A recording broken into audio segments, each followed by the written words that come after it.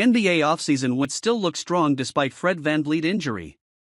The 2025-26 NBA season is rapidly approaching.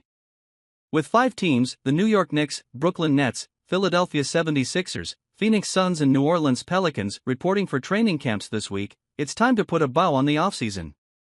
And while signings and trades are practically finished, 2 key restricted free agents in Jonathan Kuminga, Warriors, and Qunetin Grimes, 76ers, remain unsigned. Some teams are nonetheless catching bad breaks. The Houston Rockets suddenly have to contend with a potential season-ending torn ACL injury to veteran point guard Fred VanVleet.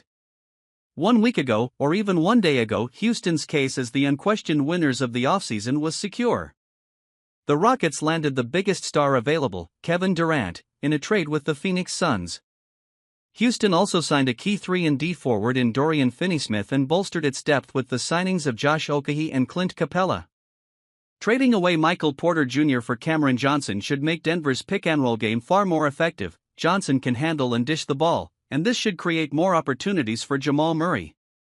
Adding Bruce Brown, a defensive-minded veteran and leader who spent time on Denver's title-winning team 3 seasons ago, on the cheap was also a key move.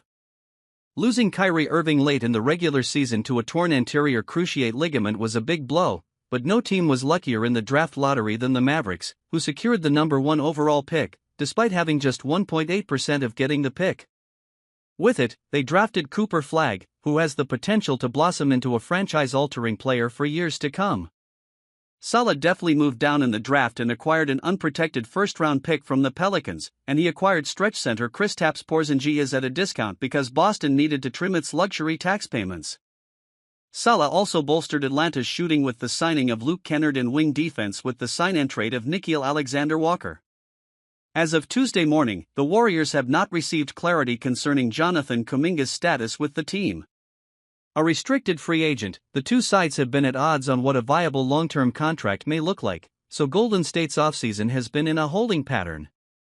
They have not made any move of note, and Kuminga, a 22-year-old forward who has flashed some promise, still hasn't signed his qualifying offer. The team's lack of direction has led to Jimmy Butler reportedly reached out to Golden State's front office to inquire about its plan. This is an aging roster whose window may be rapidly closing. Did they do enough to contend in the West? This was another older roster whose chances to win may be dwindling under the current build. But now, with the NBA-backed investigation looking into allegations of salary cap circumvention, the Clippers might be facing M.